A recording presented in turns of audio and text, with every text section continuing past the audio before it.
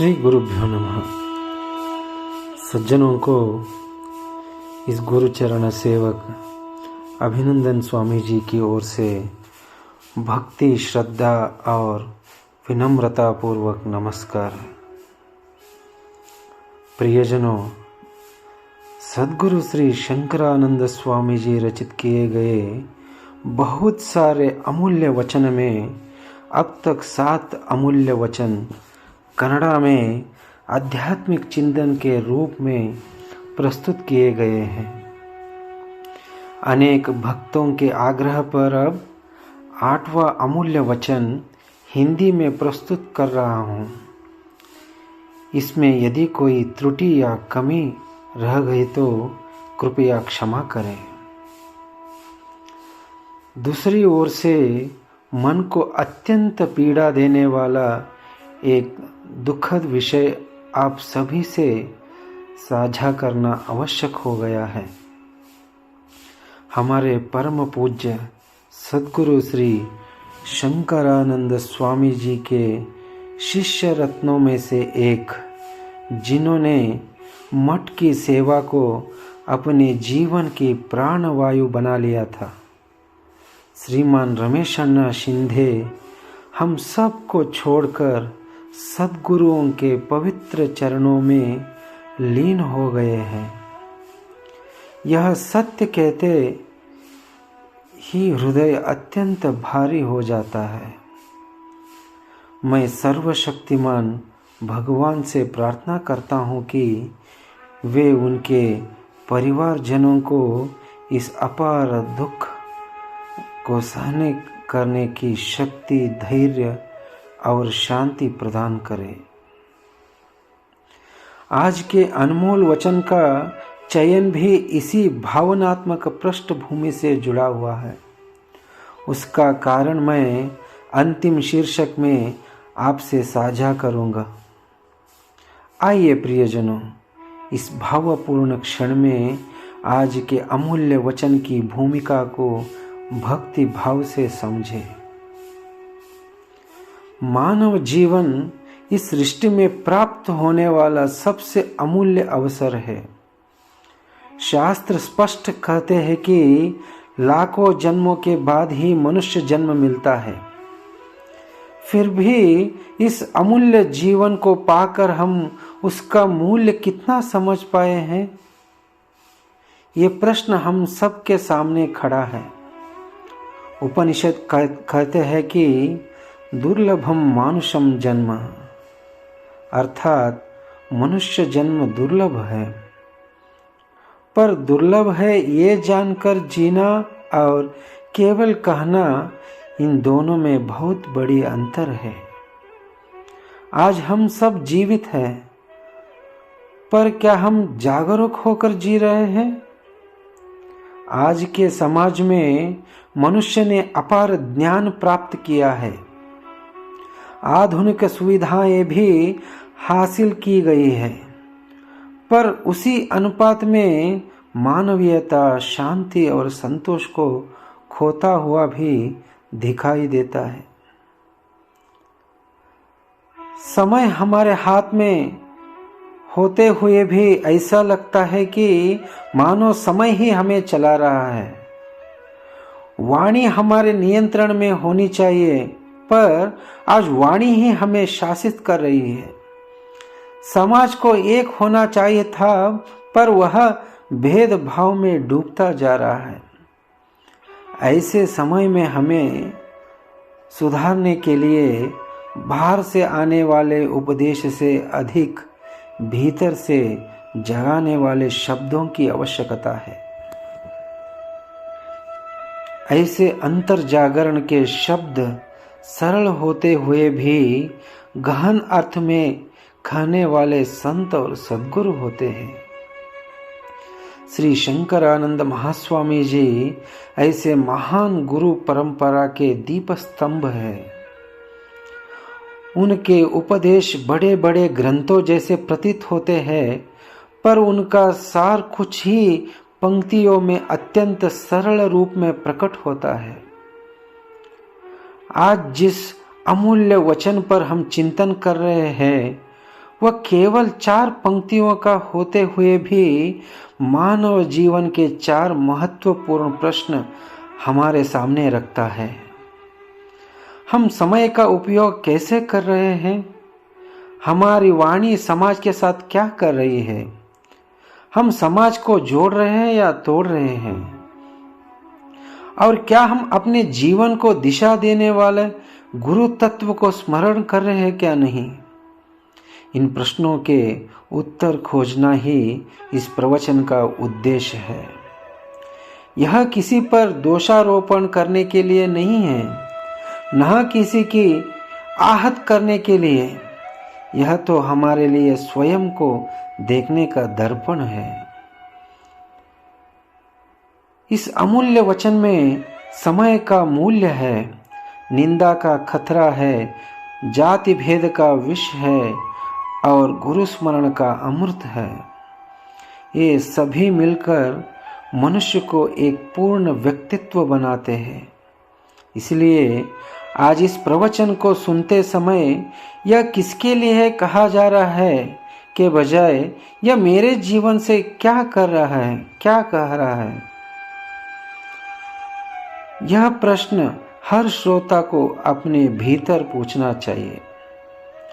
इसी भाव के साथ अब हम श्री शंकरानंद स्वामी जी के उस अमूल्य वचन को शास्त्र, नीति और अनुभव के प्रकाश में गहराई से विचार करेंगे।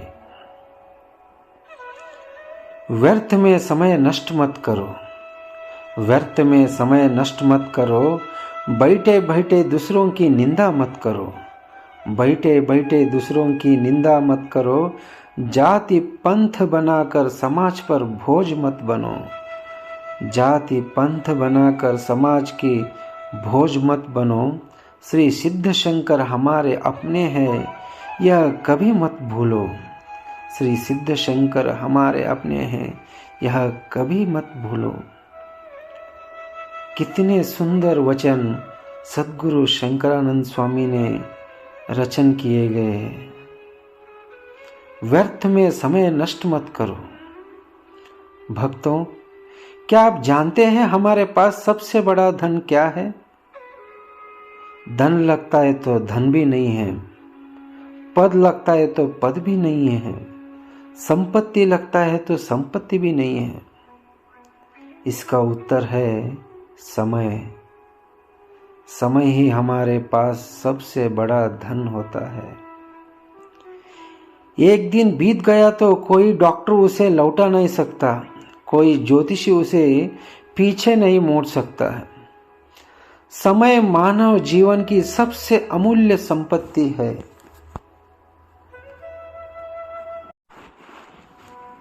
धन, संपत्ति, अधिकार सब कुछ खोकर भी मनुष्य पुनः प्राप्त कर सकता है, पर बीता हुआ समय लौटाना किसी के वश में नहीं है।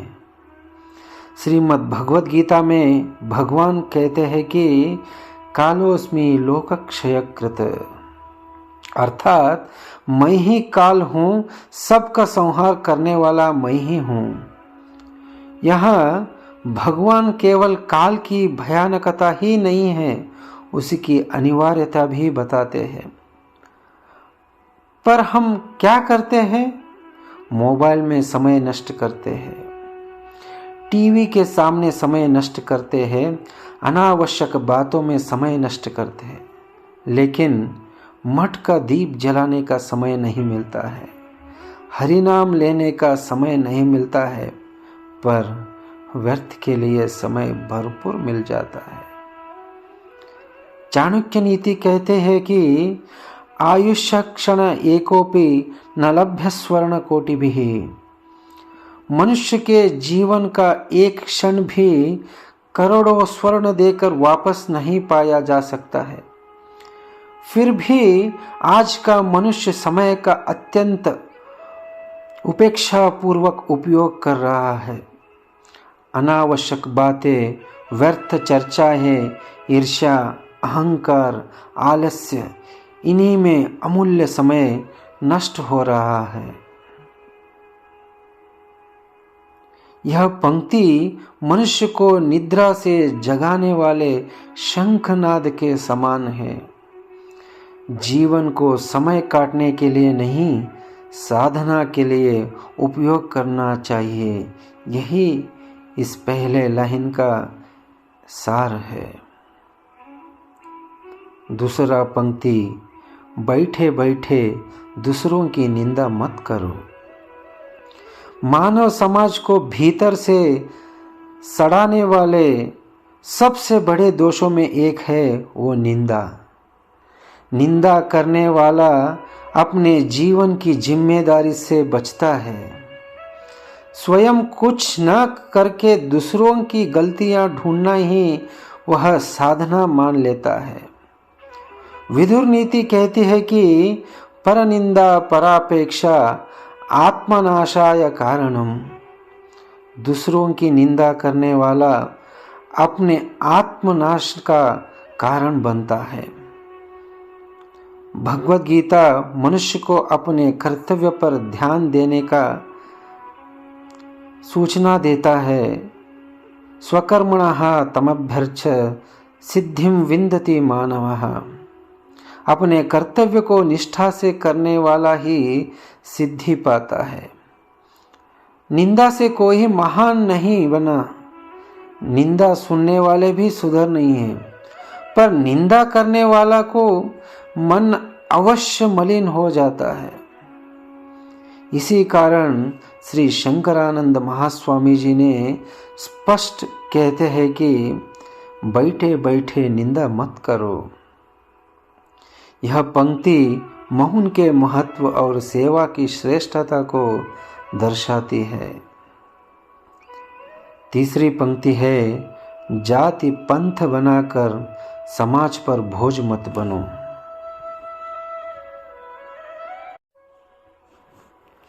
जाति पंथ बनाकर समाज पर बोझ मत बनो। मानव इतिहास में समाज को सबसे अधिक बांटने वाला तत्व रहा है वो जाति है। पर शास्त्रों ने कभी जाति को आत्म की कसौटी नहीं माना है। उपनिषद बोलता है कि अयम आत्मा ब्रह्म, यह आत्मा ही ब्रह्म है। वहां जाति वर्ण और वर्ग सब विलीन हो जाते हैं। भगवत गीता कहती है, पंडिताः समदर्शिनः, ज्ञानी सभी में एक ही आत्मा देखते हैं। विदुर स्पष्ट कहते हैं, न जाता ब्राह्मणो भवेत्। मनुष्य जन्म से नहीं गुणों से महान होता है। जाति पंथ के नाम पर एक दूसरे के विरुद्ध खड़ा होना धर्म नहीं है, वो अधर्म कहला जाता है। ऐसी प्रवृत्ति समाज के लिए लाभ नहीं है, बल्कि बोझ बनती है। यह पंक्ति मनुष्य को मानवीयता का पाठ पढ़ती है। श्री सिद्ध शंकर हमारे अपने हैं, यह कभी मत भूलो। श्री सिद्ध शंकर हमारे अपने हैं, यह कभी मत भूलो। यही इस अमूल्य वचन का हृदय है। यह गुरु तत्व के महत्व को दर्शाता है। गुरु तत्व बोले तो केवल उपदेश देने वाला नहीं होता है। गुरु कोई दूर बैठा हुआ व्यक्ति नहीं है, वह हमारे भीतर का दीप है। श्री सिद्ध शंकर हमारे अपने हैं का अर्थ है कि हमारे दुख में साथ देने वाला, हमारी भूल को सुधारने वाला, हमारे अहंकार को नष्ट करने वाला, हमारे मन में ज्ञान का दीप जलाने वाला, हमारे जीवन का आधार बनने वाला। यह भाव भक्त के भीतर सुरक्षा, श्रद्धा और स्थिरता उत्पन्न करता है। गुरु स्मरण के बिना भक्ति अंधी है। गुरु कृपा के बिना ज्ञान अहंकार बन जाता है। गुरु की स्मृति जीवन के प्रत्येक क्षण में हमें लगता है कि गलत मार्ग से मोड़ देता है, और वो वही हो जाता है। अंतिम शीर्षक में शेष रहे एक महत्वपूर्ण विषय को इस क्षण में आप सभी के सामने विनम्रता पूर्वक साझा करना चाहता हूं। आज इस अमूल्य वचन को चुनने के पीछे एक गहरा कारण वही है।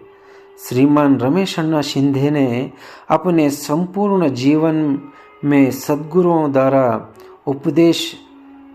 उपदेशित अमूल्य वचन को केवल वाणी तक सीमित नहीं रखा था, बल्कि उसे अपने दैनिक जीवन की आचरण शैली बना लिया था। वे जब भी मठ को आते थे, सबसे पहले मन में यही प्रश्न रखते थे कि मैं यहाँ क्यों आया हूँ, और उसका उत्तर होता था, इस क्षण मुझसे मठ के लिए कौन सी सेवा हो सकती है। वे अपना अमूल्य समय व्यर्थ बातों में नहीं गंवाते थे, किसी से अनावश्यक देर तक बातचीत भी नहीं करते थे, किसी की निंदा नहीं करते थे और किसी की जाति पंथ की चर्चा नहीं करते थे। उन्होंने स्वयं को पूरी तरह गुरु सेवा में समर्पित कर दिया था। शब्दों से अधिक कर्म ही श्रेष्ठ है, यह उन्होंने बिना किसी घोषणा के मौन सेवा द्वारा हमें सिखाया है। ऐसे निस्वार्थ, विनम्र और सेवा पारायण शिष्य रत्न को खो देना हम सब के लिए अपार दुख और दुर्भाग्य है। फिर भी उन्होंने गुरुओं को चरणों में जो सेवा अर्पित किए है, मठ के प्रति जो अडिग निष्ठा दिखाई है और सद्गुरु वचन पर जो अटल विश्वास रखा है, वह सब श्री मठ के इतिहास में सदा जीवित रहेगा।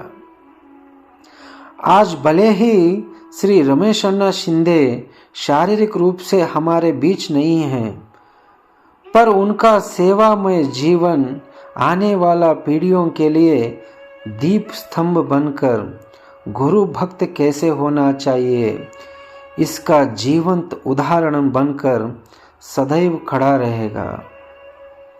ऐसे शिष्य रत्न को पाना श्री मठ का सौभाग्य था और ऐसे शिष्य रत्न को खोना हम सब की वेदना।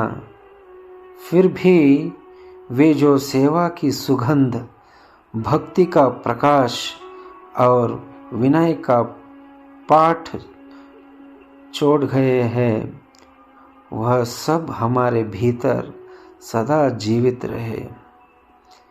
यही हम सभी की ओर से उन्हें अर्पित किए गई सच्ची श्रद्धांजलि होगी। अंत में जो समय को साधना में, मन को शुद्धता में और जीवन को गुरु स्मरण में अर्पित करता है, वही सच्चा भक्त होता है।